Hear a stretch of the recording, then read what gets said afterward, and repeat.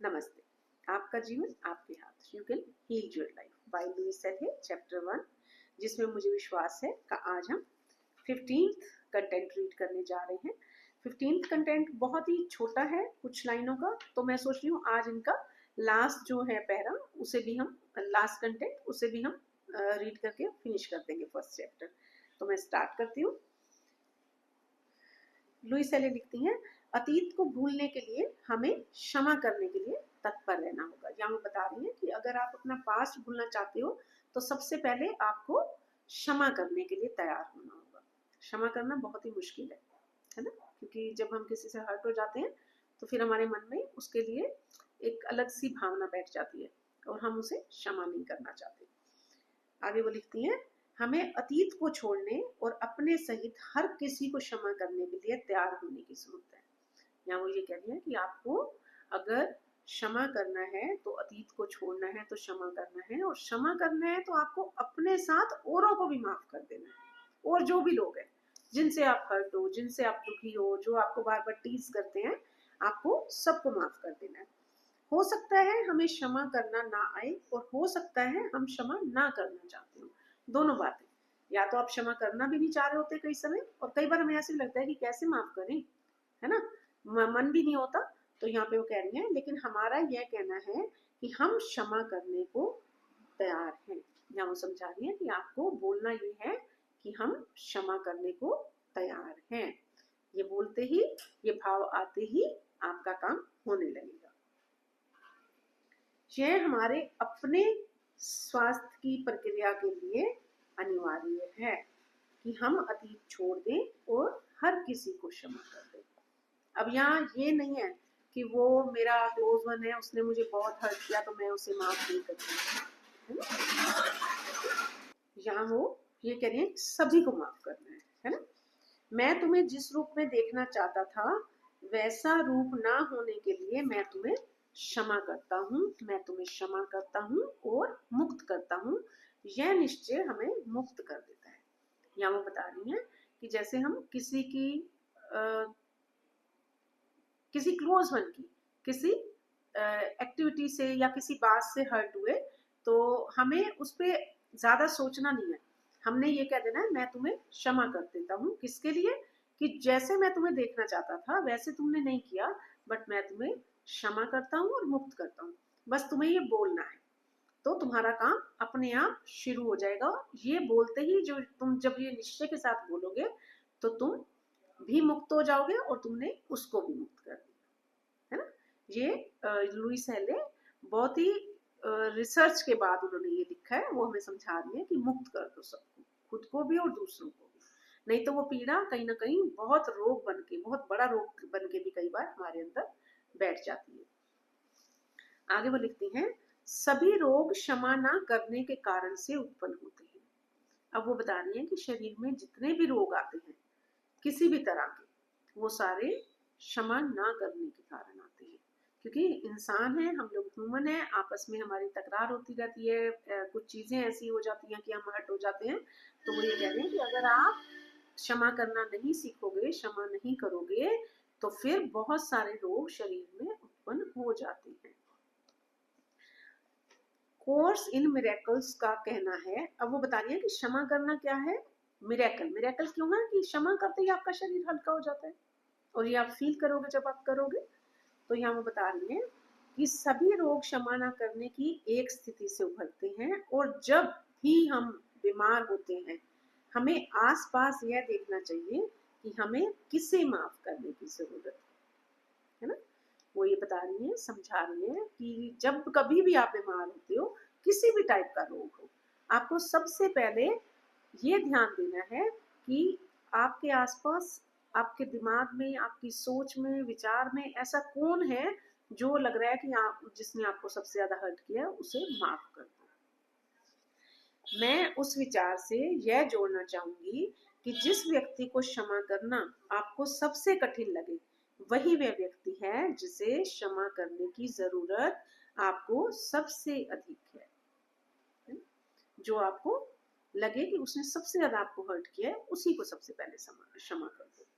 The moment आप करोगे, आप देखोगे आप एकदम रिलैक्स हो गए, जैसे जनरली हम देखते हैं ना, कभी भी हम स्ट्रेस में आ जाते हैं तो ऐसे सिर भारी होने लगता है, स्टमक में कुछ होने लग जाएगा, अपसेट हो जाएगा स्टमक। तो ये सब इंडिकेशन है कि जब भी हम पीड़ा में होते हैं तो हमारी बॉडी में रिएक्शन होते हैं, स्ट्रेस के, पीड़ा के, पेन के, हर्ट होने के, सबके रिएक्शन हमारी बॉडी पर आते हैं। क्षमा करने का अर्थ है छोड़ देना, जाने देना। इसका उस व्यवहार को क्षमा करने से कोई लेना देना नहीं है। अब यहाँ वो समझा रही है कि क्षमा करने का अर्थ ऐसा नहीं है कि आप के साथ जो व्यवहार हुआ वो ठीक था, नहीं, उससे कोई लेना देना नहीं है। इसका क्षमा करने का अर्थ है अपने आप को हल्का कर देना, खत्म कर देना उस बात को अपने मन से।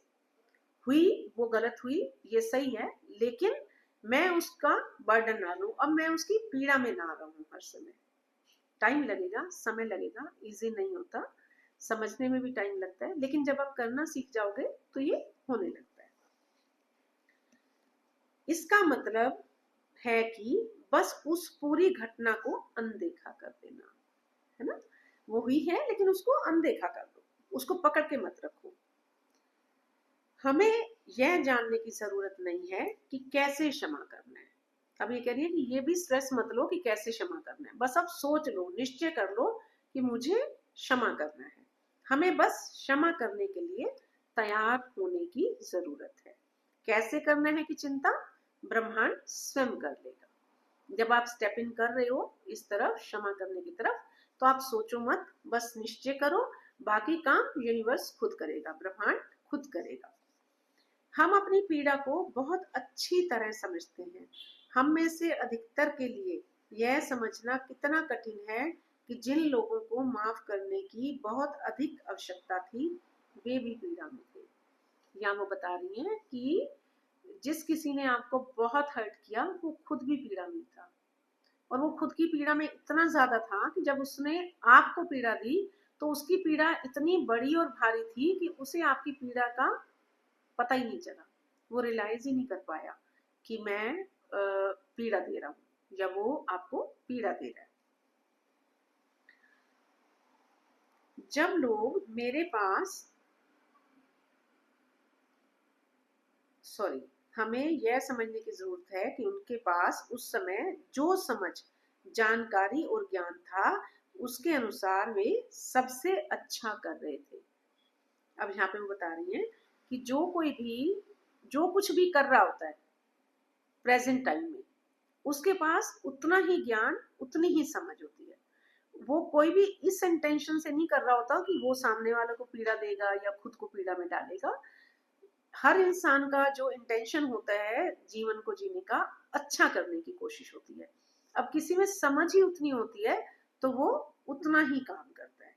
तो यहाँ पे उनका कहने का मतलब है कि किसी को उसके कर्म से जज मत करो, वो उतनी ही समझ रखता था जो वो काम कर रहा है, जो भी उसने किया जीवन में।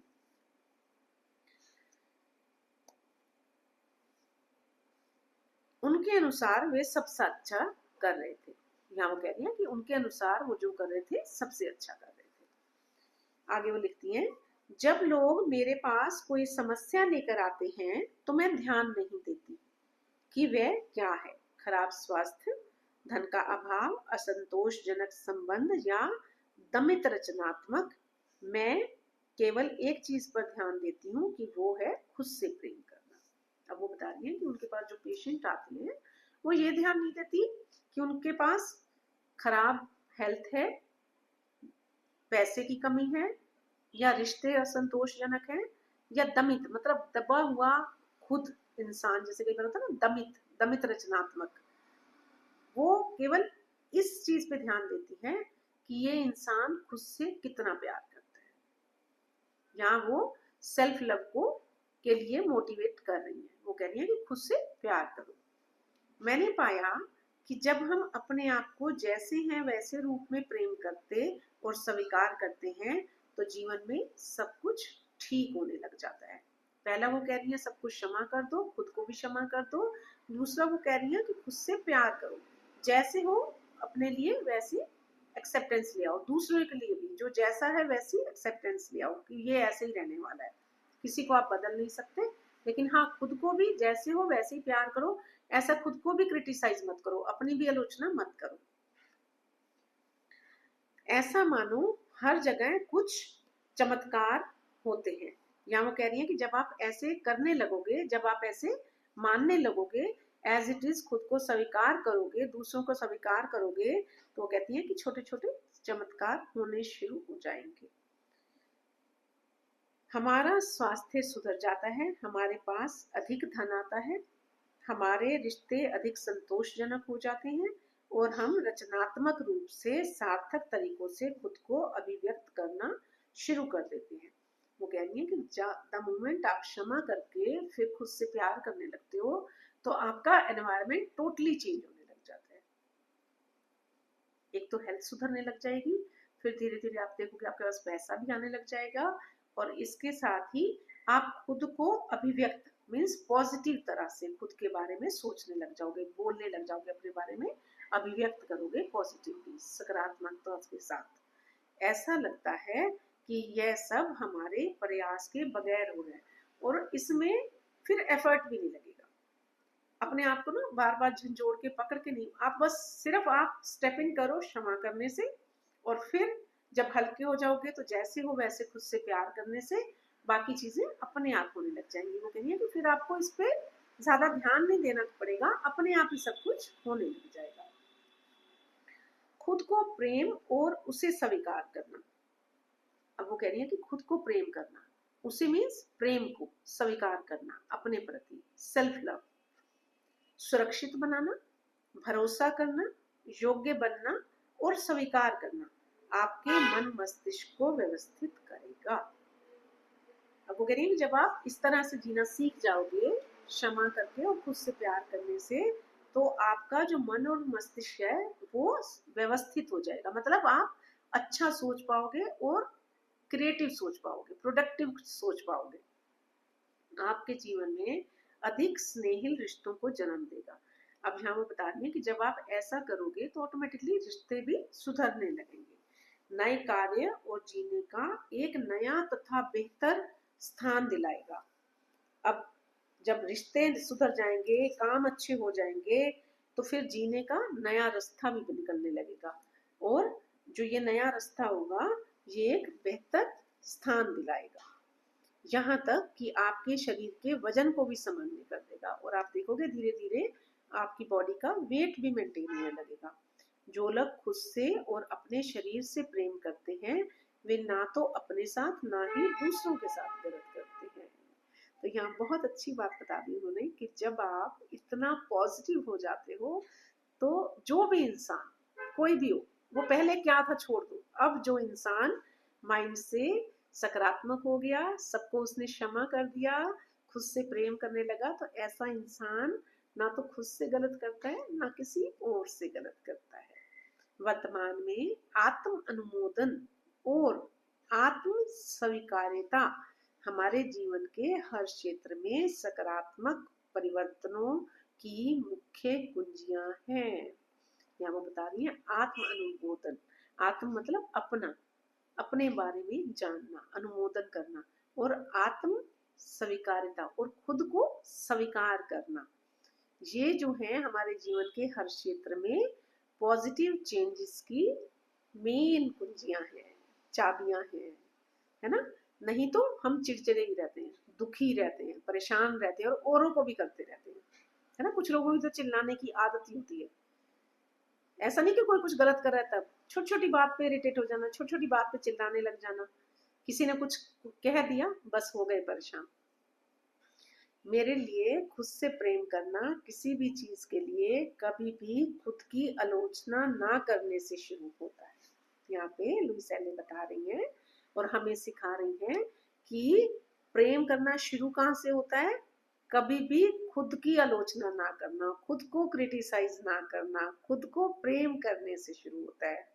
आलोचना हमें उस व्यवहार में कैद रखती है जिसे हम बदलने की कोशिश कर रहे हैं। क्रिटिसिज्म, वो ये कह रही है कि क्रिटिसाइज आप किसी को करो या खुद को करो, ये व्यवहार की एक ऐसी प्रॉब्लम है जो हमें कैद रख लेती है, जो हमें खुल के काम नहीं करने देती, जीने नहीं देती, जिसे हम बदलने की कोशिश कर रहे हैं। और यहाँ पे हमें उसको बदलने की पूरी तरह से कोशिश करनी है। स्वयं को समझते हुए अपने साथ सौम्य रहना हमें उस कैद से निकालने में मदद करेगा। अभी हम बता रही है कि प्रॉब्लम्स तो होती हैं, आपके अंदर भी कमियां होंगी, तो खुद को पहले तो समझो और फिर अपने लिए सौम्य मीन्स सॉफ्ट, अपने साथ थोड़ा सॉफ्ट हो जाओ। इस तरह से आप इन सब चीजों की कैद से, बुराइयों की कैद से, नेगेटिविटी की कैद से, अपराध बोध की कैद से, नकारात्मकता की कैद से निकलने लग जाओगे। याद रखिए, आप वर्षों से खुद की आलोचना करते आ रहे हैं और इससे कोई लाभ नहीं हुआ। अब वो समझा रही हैं कि आप जिस भी एज में हैं, अब तक आप खुद की आलोचना ही कर रहे थे, इसीलिए इतनी सारी प्रॉब्लम से घिरे हुए थे। अपना अनुमोदन करने का प्रयास कीजिए और देखिए क्या होता है। अनुमोदन मतलब अपने बारे में कुछ अच्छा सोचने की कोशिश करें, अच्छा अपने लिए करें, स्वयं से प्यार करें, क्षमा कर दें जो भी एनवायरनमेंट रहा है उसके लिए, और कोशिश करो ये वाली शुरू, तो फिर देखो क्या होता है। तो ये फर्स्ट चैप्टर ने हमें ये तो समझा दिया कि जीवन को किस ढंग से जीना है। और अब मुझे ये भी समझ आ गया कि मुझे क्यों बोला गया ये बुक पढ़ने को, क्योंकि हमारे बारे में या तो हम सब अच्छे से जानते हैं अपने बारे में, और इस एज में आके मुझे लगता है पार्टनर एक दूसरे को ज्यादा अच्छे से जानते हैं, क्योंकि अपनी अच्छाइयाँ बुराइयाँ सब हमें पता होती हैं और हमारे पार्टनर को, बच्चों को भी पता होती है, लेकिन मुझे लगता है पार्टनर को सबसे ज्यादा पता होता है, क्योंकि हम दोनों का दिन रात का साथ होता है। तो इस बुक से मुझे फर्स्ट चैप्टर से इतनी हेल्प मिली है अपनी चीज़ों के लिए, अपने एनवायरनमेंट के लिए। तो थैंकफुल लुइस एल की भी हूँ मैं, और अपने हस्बैंड के लिए जिन्होंने मुझे इस बुक को रीड करने की